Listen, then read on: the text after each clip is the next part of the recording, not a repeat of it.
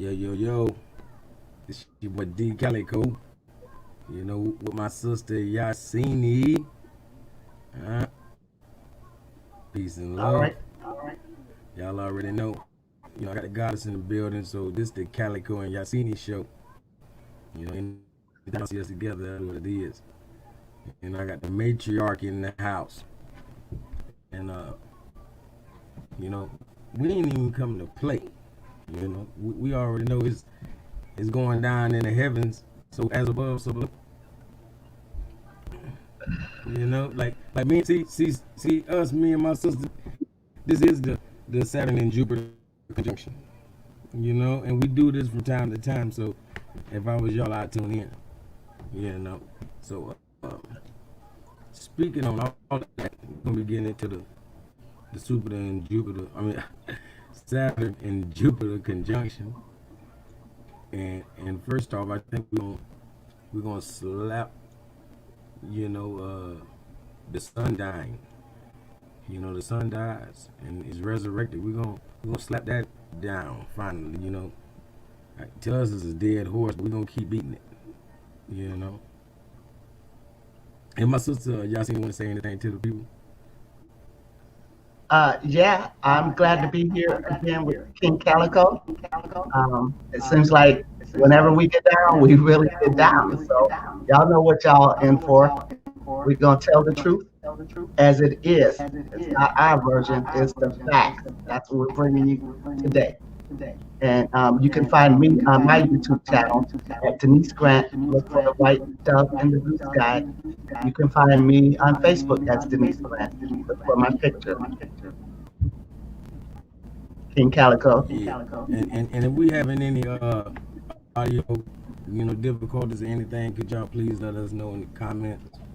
I appreciate y'all very, very much. And we can get with it. On to what we call. Okay, hold on. Matter of fact, I think I already had this one. Which one I had? Okay, I see what I gotta do. Got it.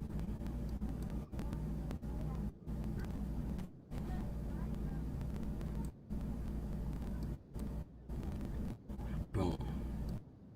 I see the sun dies for 3 days. And then it resurrects. We talk about the S-U-N. Even though in German, S-O-N means the sun in the sky. So we using that S-O-N like it means, your child, when obviously it actually means the sun in the sky. So you don't have to be too metaphysical to understand that the Bible,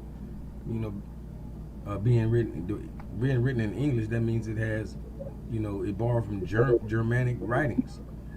German words like sun, S-O-N is also interpreted as S-U-N. So we tapping on the winter solstice. And like right here, just a shot from across the world over there in Fairbanks. And it says, it's just showing you how the sun is staying at that height. It never ascends.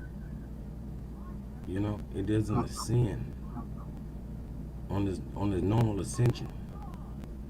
With normal height, it doesn't do that in these 3 days of the year. And that's also called the shortest day of the year. This December 21st, sometimes December 22nd. This time of the year, like I say, is the shortest days of the year. And in the summer, we have what we call the longest day of the year. Just to show the comparison of them all. Let me see. Let's go to the next one. And of course, we got all four of the seasons. Spring, summer, autumn, and winter. Well, spring and autumn are equinoxes, Right. and summer and winter are the solstices. You know, and and this is actually, it actually has December over here by the summer, but we know that's the winter solstice, and we know over here where it's in June, that is the summer solstice. So I'm gonna correct that for them, but I still use this image because it depicts what I'm trying to say, and it go a better explanation right here. You know, what is a solstice versus an equinox? Vernal equinox. You know, we're gonna get into this tilt of the earth thing for them, you know, for conversation's sake, but no tilt of earth in relation to the sun.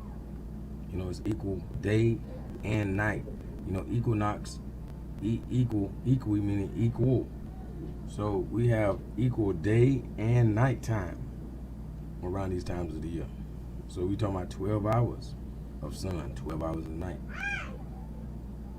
And autumnal equinox, you know, like I said, equinox meaning equal.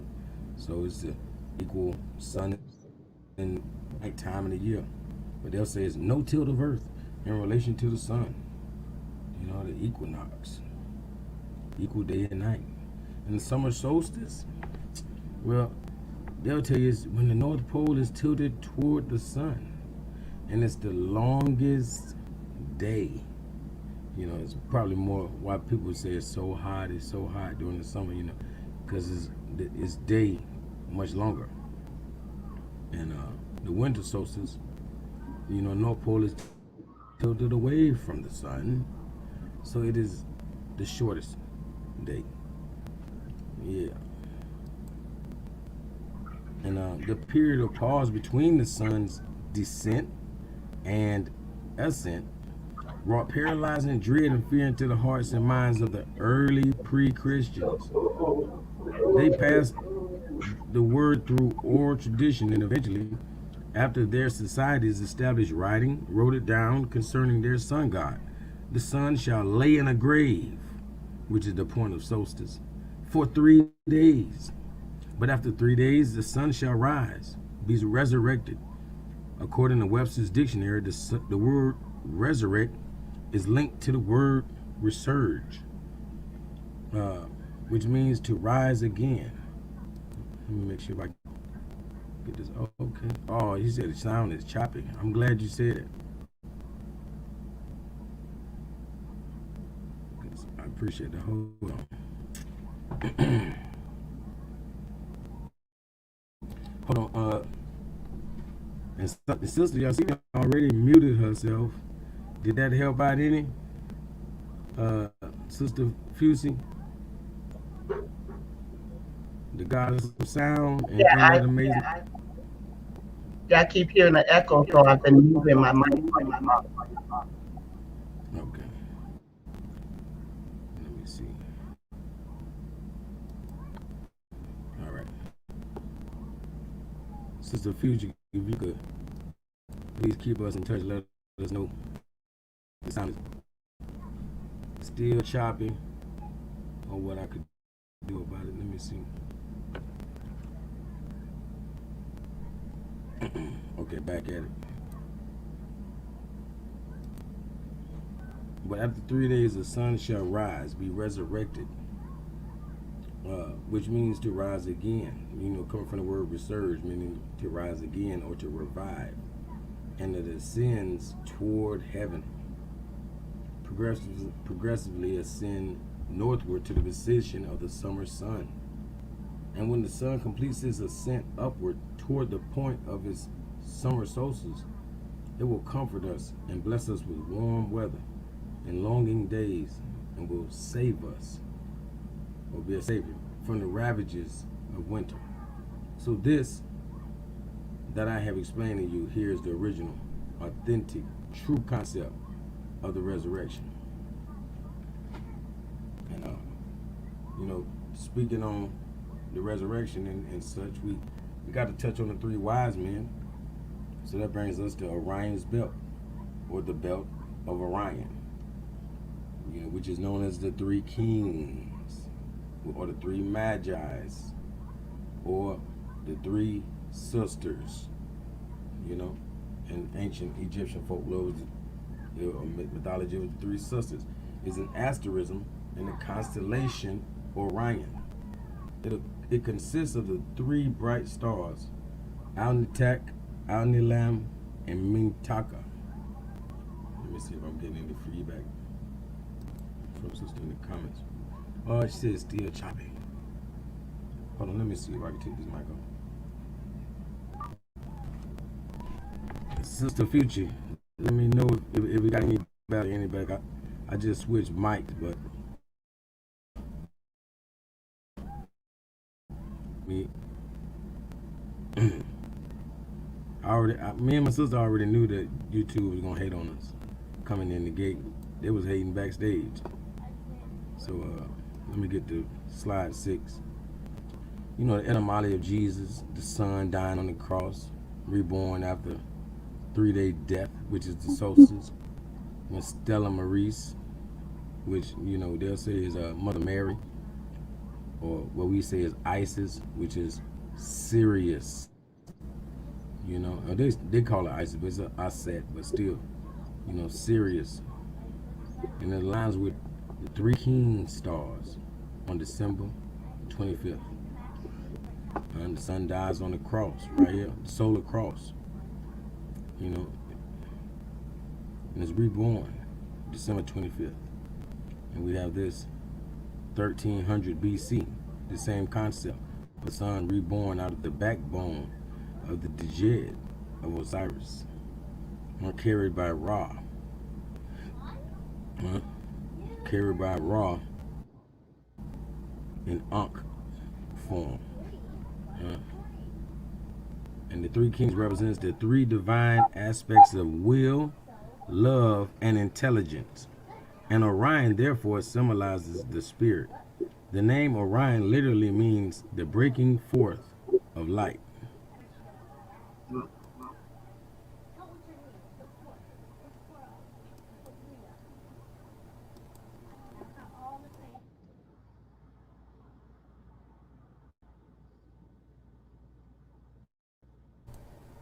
Yes, and the Bible tells us that the 3 wise men came from the east, following a star that led them to Bethlehem, to celebrate the birth of Jesus Christos, Jesus the Messiah.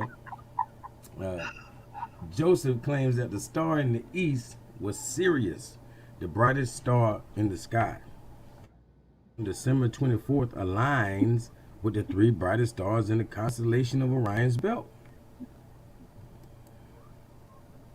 And you know, like I was saying, the names Al-Nitak, you know, this is all a part of the triple star system that we consider Orion's belt. Al-Nilam, which is considered the super giant of the 3, and Mintaka, and Mintaka being the 3rd. And you know, I'm sure you can all take screenshots and anything you need to be able to either share this out or reread it and get a, you know, deeper understanding of each of the 3 wise men, or three stars of Orion's belt. Yeah, I wanted to say that it would be a great thing if we can just go outside and witness this year, since it is a special great conjunction marking the age of Aquarius also. But, you know, guess what? Ooh, you're right though. Live on YouTube from somebody else's view. I would love to see it.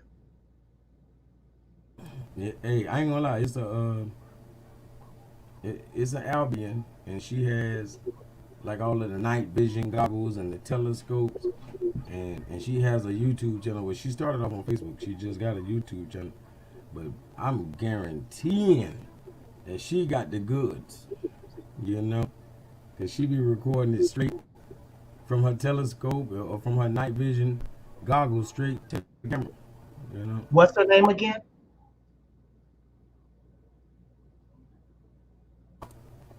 I can see it in my head. Um, I have to look at my phone.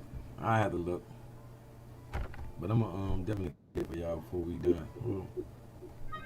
Probably I'm gonna have a better chance to find it when you, as soon as you take over, because I'm almost done with my little portion, and I'm gonna be able to come back and give you all that too. And I know the name popping up close. It's on the tip of my tongue. But anyway, back to this great conjunction. You know, and Jupiter and Saturn reached the closest distance between each other today. Or, for us tonight, and their closest encounter since 1623. You know, hold on. Yeah, can you Jupiter. check that date? Yeah, I mean, it does it every 20 years, but we know that exactly what we have right now hasn't been done for 6,000 years. It's been 6,000 years. Right, Because every 20 years, they come somewhat near each other. But to actually, at this angle, it looks like one star. That doesn't happen. right. You know, that happens every 6,000 years. But if they come anywhere near each other, we're still gonna call it a conjunction. It's not just it's not the great conjunction, but it is a special conjunction nevertheless. And I'd like to add that the fact that Jupiter and Saturn are coming that close together um, is a negative and positive energy conjoining. So it's not all masculine, it's not all feminine now. Right now, the energy that's out there is like oneness or totality of the two energies colliding or fusing together momentarily or however long they're going to be like that. The energy is there. So, again, I'm going to say, it's too bad that we can't go out and witness this event with our own eyes. At least I can't where I'm located at. My sky is white, as it has been every night. And I don't get to see the moon anymore or none of that stuff. And it's really disappointing and disheartening to me. So that's just how I feel about the whole event. We've been talking about it forever and waiting for this night, December 21st, forever. And now it gets here, and we still have to rely on a third party to let us see the one of the greatest events to ever occur in the last at least 800 years.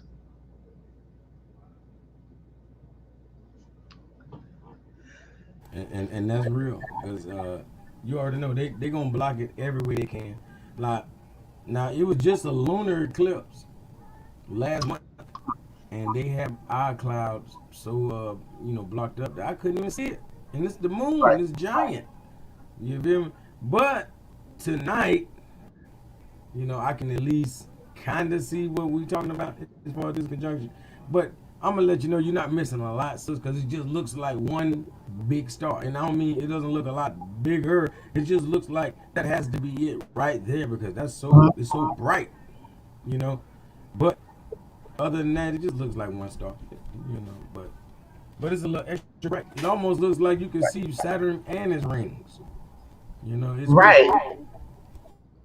And that's what I wanted to see because I was told you can see it with the naked eye. However, I have binoculars, so I thought I was going to get down, but I knew they weren't going to let me see it because I'll disperse the same amount of energy that I'm seeing, and they don't want that.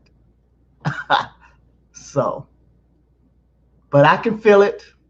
I know it's there, and I'm into the macroverse, being the mirror of the microverse. So I know that the same thing that's happening up there or out there is also happening within me. So my intentions was to, if I can't experience it out there, then to experience it in here. So that's what I'm on for tonight.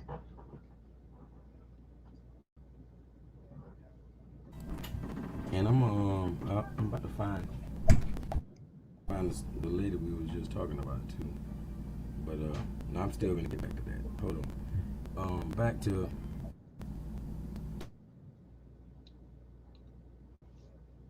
Any, anything else you want to say about this great conjunction? Because I got like this one last slide, and I'm gonna let you cap it. Really, I'm gonna let you cap it all the way off right now, because I know you're gonna be able to tell them all about the great conjunction soon as I put your Was slide I up. able Yes, sir. was I able to share my screen? Yeah, hold on. I'm gonna do it right now. I got this last one. Here we go. Okay.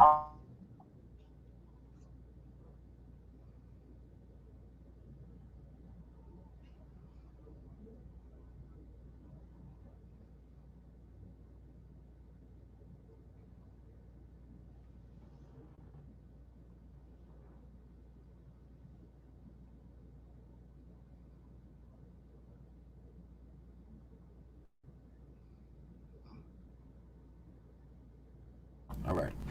But yeah, another thing I was gonna just touch on this slide before my sister fill in all the blanks.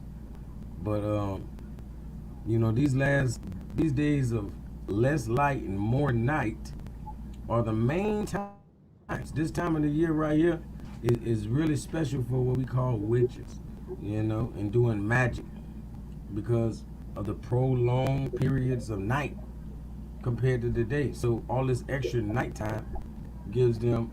This is the most powerful time there is to do spells.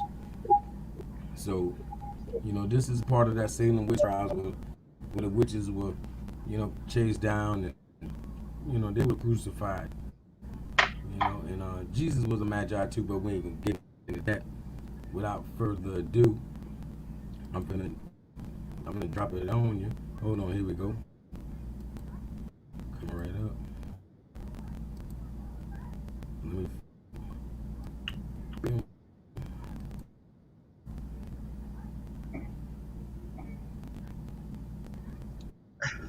Okay.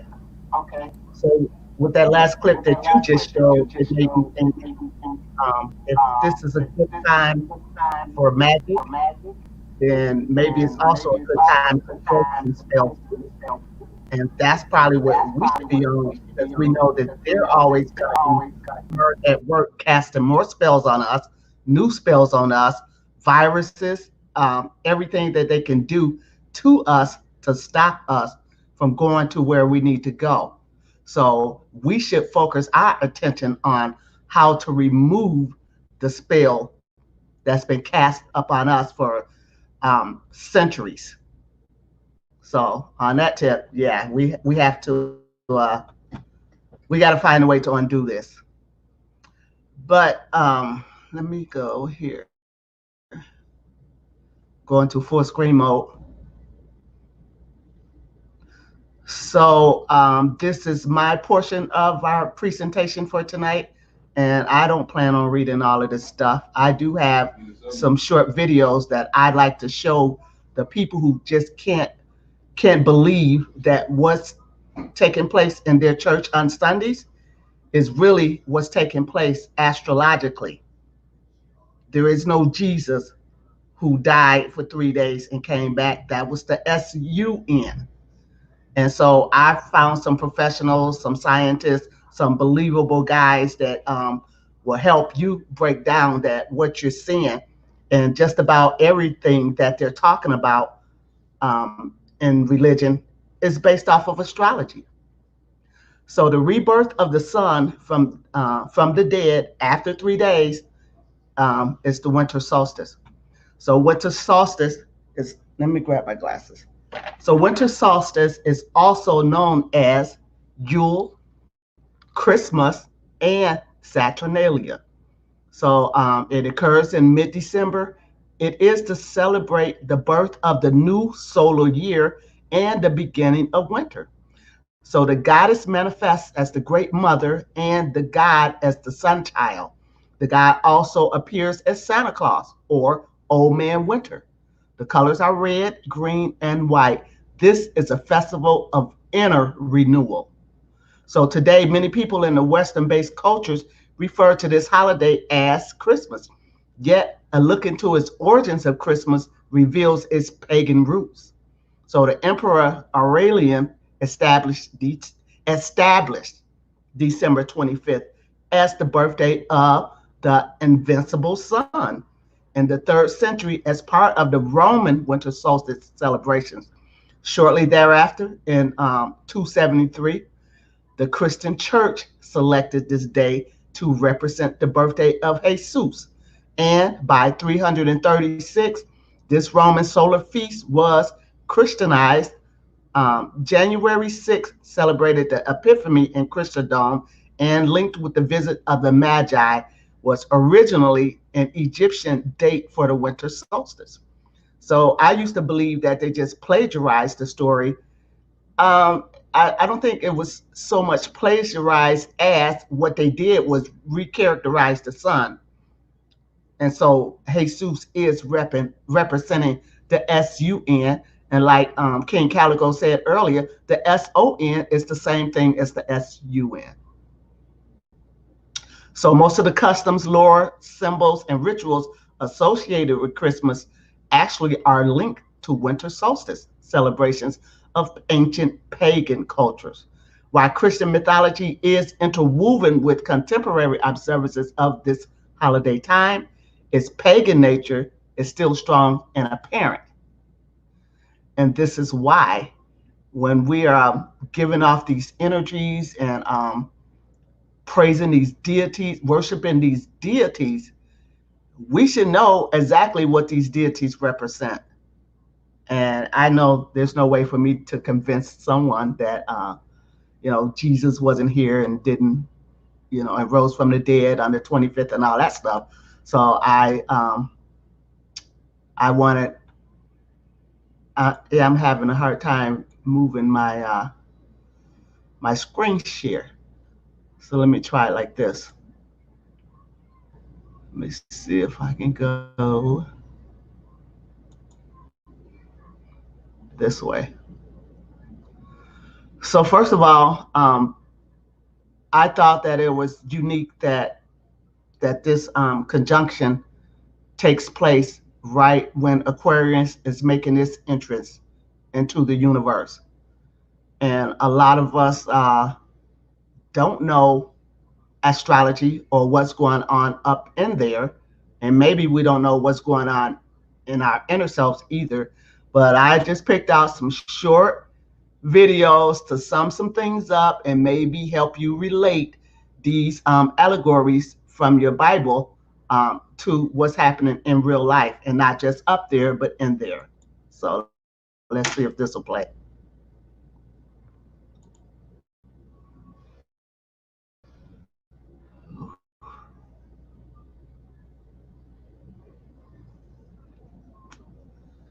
You'll play it back.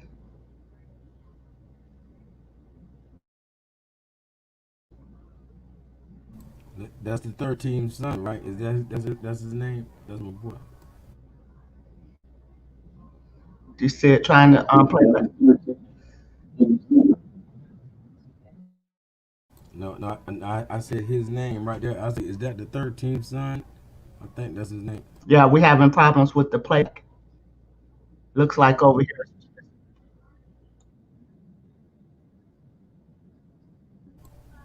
You want me to just you want me to play? Oh, You want me to play it? really? Let me check. So the age of Aquarius won't play. I wonder if that will play. Yeah, absolutely. Anything that keep us popping.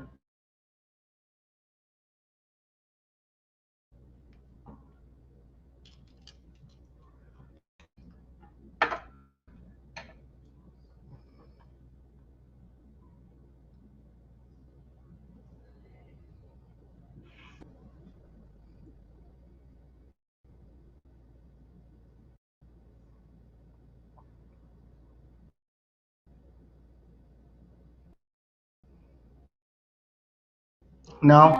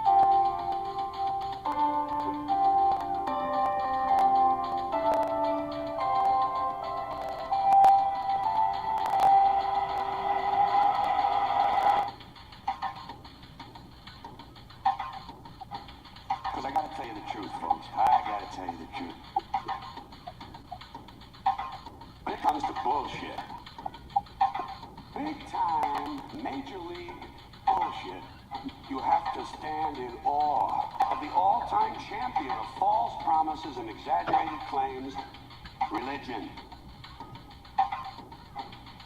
Think about it. Religion has actually convinced people that there's an invisible man living in the sky who watches everything you do every minute of every day.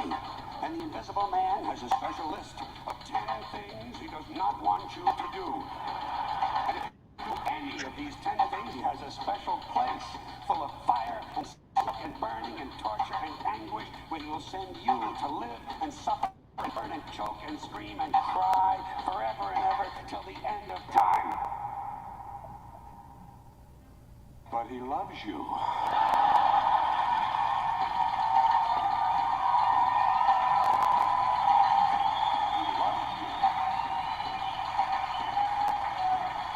He loves you and he needs money.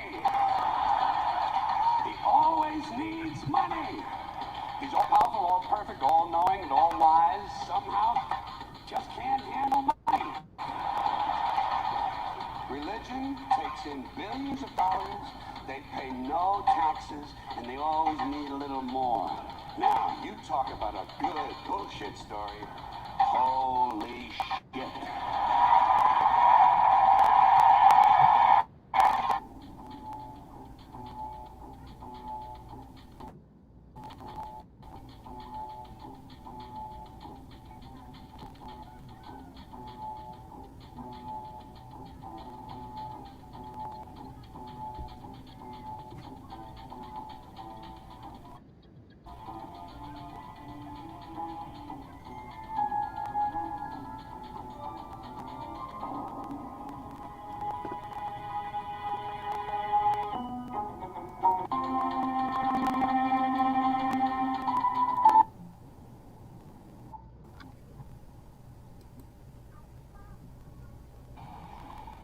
That's why Abraham comes from the land of Ur, from the gold in the head.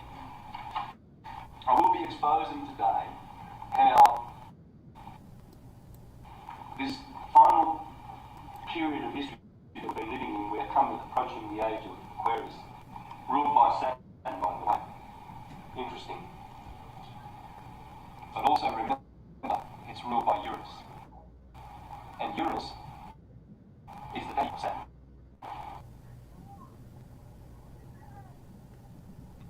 Oh, shoot. Hold on 1 second.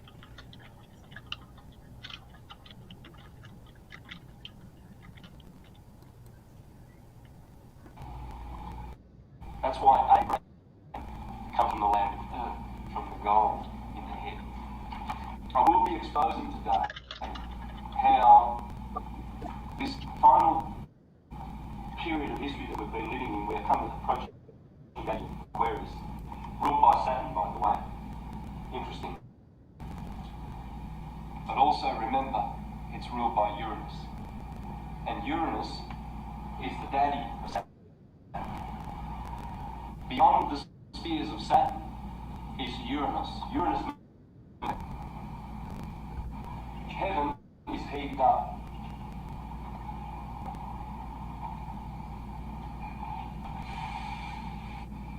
This is heaved up. This is the heaven.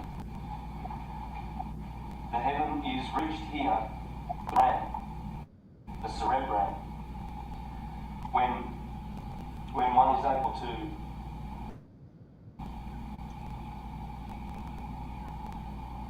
activate the 7 chakras and turning the 7 vices that these chakras represent, turning those into virtues. And in the process of ascending that pure energy up the spine, one is able to reach the high heavens. You see, when Jesus dies at the age of 33 bones of the spinal column, at the very, very top, this is talking about, see, Jesus is born, but Christ is raised, you see. So this is why you hear about Jesus' ministry lasting for 33 years, and then he is crucified when the oil has reached the top of the medulla oblongata, and then finally it returns into the third ventricle and activates the pineal gland. All of the dormant brain cells in the brain are reactivated. This is why heaven, Uranus, the father of Saturn, who is ruling the age of Aquarius, Uranus and Saturn together, and we are here. And we have been in this ruled by Jupiter, which is capitalistic wealth and greed and money, because Jupiter has a consort, Juno. And Juno is where money, Juno Moneta, was pressed in Rome. And this is the greed of Pisces and the capitalism. And this is the rule of money. Here there is no money. Here there is a mental and spiritual exchange of energy, the proper currency. This is why it's so important to know this science. It's so imperative because we need to understand where we are going. This is called, there's a 1,000-year rule of Uranus here. Here is the 1,000 years that the Bible is talking about. There will be 1,000 years of peace because Uranus gets to rule the first portion of his co-ruleship with Saturn. And this fulfills in the Bible what it talks about when Jesus says, when I come into my Father's kingdom and I will sit at his right hand. That's basically, essentially, that is Saturn saying that he will sit at the right hand of Uranus for 1,000 years. And then, after the 1,000 years, Saturn will return as the ruler and there will be deception, pure deception. To understand that, about this rulership of Uranus and Saturn, Stowe's Bible astrology, the Bible founded on astrology. Okay. Okay, let's get right there. And it's biblical. That's why Abraham comes from the land of Earth, from the gold in the head. I will be exposing. Okay. And I found this the lady's name too. I'm gonna pull it up after this. Okay. So what Santos Bonacci is just revealing is the sciences that we need to know so we can understand the macrocosm and the microcosm, which is us. The latter is us. And so when we have teachers and preachers out there purposely not relating any of the heavens and earth to us and their allegorical stories, and letting it be known that these are allegorical stories only referring to the heavens and the earth. This is why, we have so much ignorance in the world, so much chaos, so much violence, and all the things that's run by Pan, because we have in our minds some savior and some devil, and our whole life is based on just fear of those two. People or Christians fear Jesus, Jesus, just as much as they fear Satan. So they don't want to piss either one of them off. And you grow up with that inside of you, and you can't ever see the beauty of what the universe wants you to see, which is how these celestial bodies are working in the macroverse or the macrocosm, and then being able to relate that to what's going on with yourself. This is important as hell, and we can't get it. We have to go out and dig and search for it on our own. Yet we pay these con men to keep us in the lower self, never getting to explore our higher self, never getting to understand that the God that we're looking out there for lives inside of us. And so this great conjunction is not just the joining of those two energies, but it's also taking place during the coming in of Aquarius. So that's what was extra special to me about the conjunction. There's like a double energy there, actually a triple energy, if you want to call the masculine, the feminine, and then the age of Aquarius joining in with that. And that's why I'm interested in what goes on up there, and that's why I'm fascinated with what goes on in here.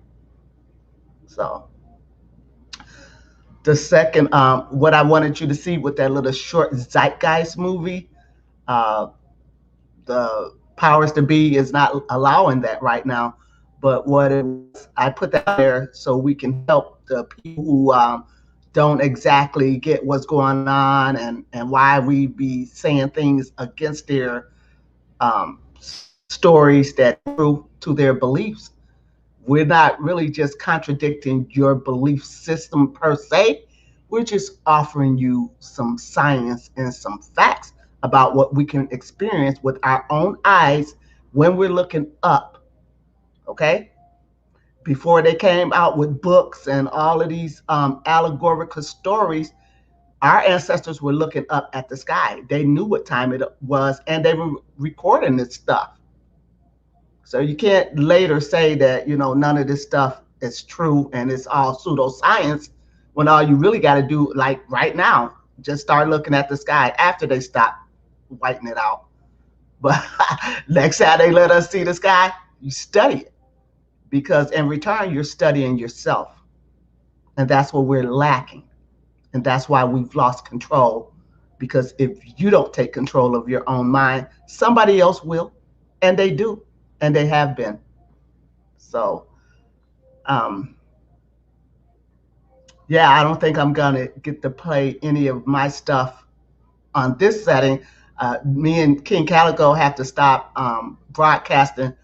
I guess we have to stop broadcasting what we're going to do because I promise you, every time we have issues at the beginning and during. So somebody don't want our truth to get out, but that's okay. We still going to do this. We are.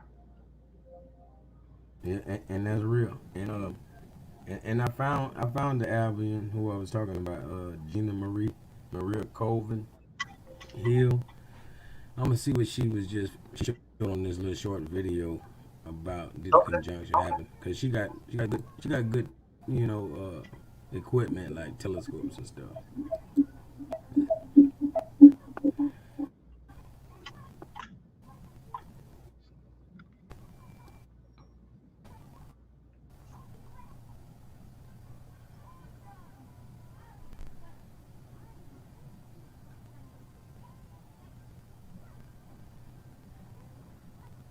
Should be.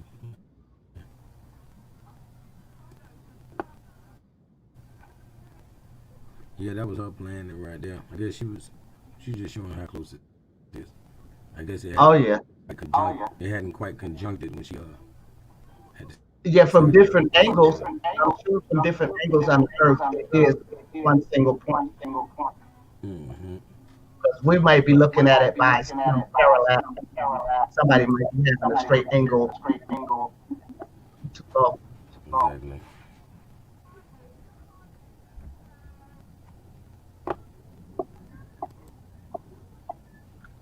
Let me see Yeah, I what was else we looking got. at the live satellite earlier, and they must have had like a P9000 camera because I could see the rings of Saturn very clearly, um, and Jupiter. Those luminaries don't look like what NASA caused them to look like at all.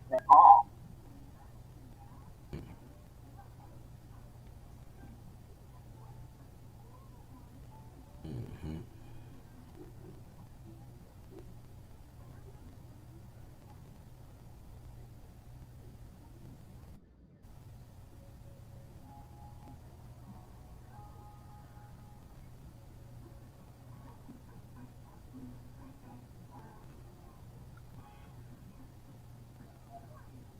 Yeah, she ain't did nothing major on this video, but I'm pretty sure by tomorrow and then she gonna definitely have her footage up of whatever it Mhm. was looking like. She be using that night. She be using that night vision, like stuff like this right here.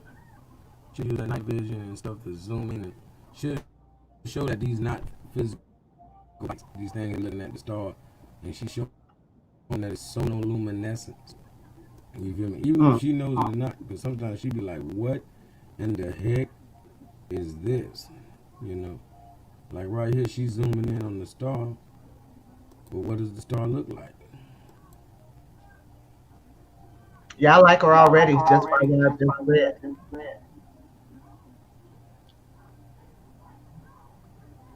That's what Yeah, they look like. yeah, yeah. Balls of light. You know, sonoluminescence. See, sonoluminescence is like sound being able to make light. And it appears to They be can shimmering in water. exactly. And that's what sonoluminescence is.